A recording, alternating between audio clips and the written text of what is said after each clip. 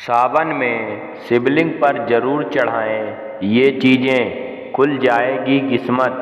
भगवान शिव तुरंत और तत्काल प्रसन्न होने वाले देवता हैं।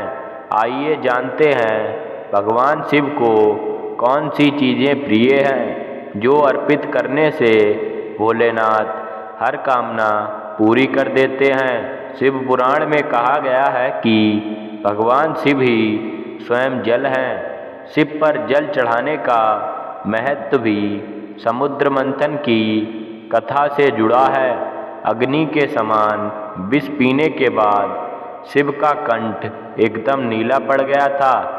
विष की प्रभाव को शांत करके शिव को शीतलता प्रदान करने के लिए समस्त देवी देवताओं ने उन्हें जल अर्पित किया। इसलिए शिव पूजा में जल का विशेष महत्व है। बेलपत्र भगवान के 3 नेत्रों का प्रतीक है। बेलपत्र अतः 3 पत्तियों वाला बेलपत्र शिव जी को अत्यंत प्रिय है। भगवान शिव के पूजन में अभिषेक व बेलपत्र का प्रथम स्थान है। ऋषियों ने कहा है कि वह बेलपत्र भोले भंडारी को चढ़ाना एवं 1 करोड़ कन्याओं के कन्यादान का फल एक समान है। भगवान के 3 नेत्रों का प्रतीक है बेलपत्र। धतूरा भगवान शिव को धतूरा भी अत्यंत प्रिय है। इसके पीछे पुराणों में जहाँ धार्मिक कारण बताया गया है, वहीं इसका वैज्ञानिक आधार भी है। भगवान शिव तो कैलाश पर्वत पर रहते हैं। यह अत्यंत ठंडा क्षेत्र है, जहाँ ऐसे आहार और औषधि की जरूरत होती है जो शरीर को ऊष्मा प्रदान करते हैं। वैज्ञानिक दृष्टि से धतूरा सीमित मात्रा में लिया जाए तो औषधि का काम करता है और शरीर को अंदर से गर्म रखता है, जबकि धार्मिक दृष्टि से इसका कारण देवी भागवत पुराण में बताया गया है। शिव पुराण के अनुसार शिव जी ने जब सागर मंथन से निकले हलाहल विष को पी लिया था, तब वह व्याकुल होने लगे। तब अश्विनी कुमारों ने भांग, धतूरा, बेल आदि औषधियों से शिव जी की व्याकुलता दूर की। उस समय से ही शिव जी को भांग, धतूरा प्रिय है। शिवलिंग पर केवल धतूरा ही ना चढ़ाएं, बल्कि अपने मन और विचारों की कड़वाहट भी अर्पित करें। भांग शिव हमेशा ध्यानमग्न रहते हैं। भांग ध्यान केंद्रित करने में मददगार होती है।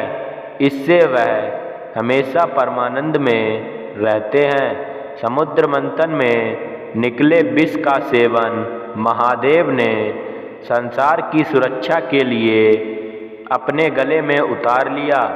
भगवान को औषधि स्वरूप भांग दी गई, लेकिन प्रभु ने हर कड़वाहट और नकारात्मकता को स्वीकार किया। इसलिए भांग भी उन्हें प्रिय है। भगवान शिव को इस बात के लिए भी जाना जाता है कि इस संसार में व्याप्त हर बुराई और हर नकारात्मक चीज को अपने भीतर ग्रहण कर लेते हैं और अपने भक्तों की रक्षा करते हैं। कपूर भगवान शिव का प्रिय मंत्र है।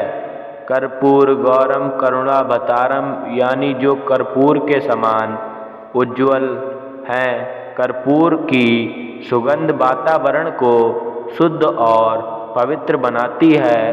भगवान भोलेनाथ को इस महक से प्यार है, अतः कर्पूर शिव पूजन में अनिवार्य है। दूध श्रावण मास में दूध का सेवन निषेध है।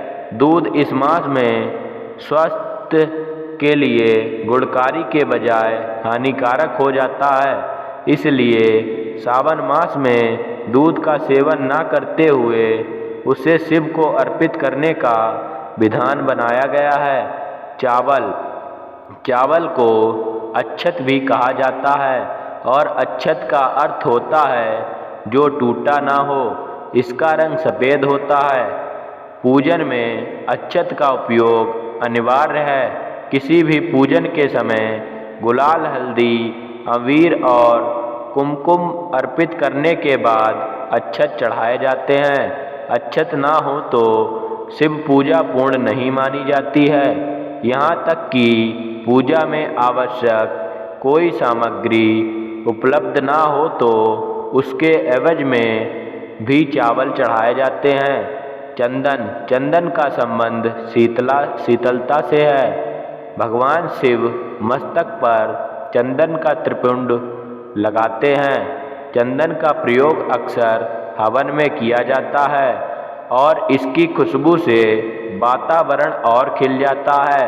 यदि शिव जी को चंदन चढ़ाया जाए तो इससे समाज में मान सम्मान, यश बढ़ता है।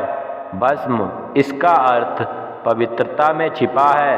वह पवित्रता जिसे भगवान शिव ने एक मृत व्यक्ति की जली हुई चिता में खोजा है, जिसे अपने तन पर लगाकर वह उस पवित्रता को सम्मान देते हैं। कहते हैं, शरीर पर भस्म लगाकर भगवान शिव खुद को मृत आत्मा से जोड़ते हैं। उनके अनुसार मरने के बाद मृत व्यक्ति को जलाने के पश्चात बची हुई राख में उसके जीवन का कोई कण शेष नहीं रहता। ना उसके दुख, ना सुख और ना कोई बुराई और ना ही उसकी कोई अच्छाई बचती है। इसलिए वह राख पवित्र है। उसमें किसी प्रकार का गुण अवगुण नहीं है। ऐसी राख को भगवान शिव अपने तन पर लगाकर सम्मानित करते हैं। एक कथा यह भी है कि पत्नी सती ने जब स्वयं को अग्नि के हवाले कर दिया तो क्रोधित शिव ने उनकी भस्म को अपनी पत्नी की आखिरी निशानी मानते हुए तन पर लगा लिया, ताकि सती भस्म के कणों के जरिए हमेशा उनके साथ ही रहें। इन चीज़ों को चढ़ाने से शिव जी प्रसन्न होते हैं और आपके रुके हुए कार्यों की प्रगति का मार्ग मिलता है। शिव जी की कृपा से आपकी स्थिति मजबूत होती है।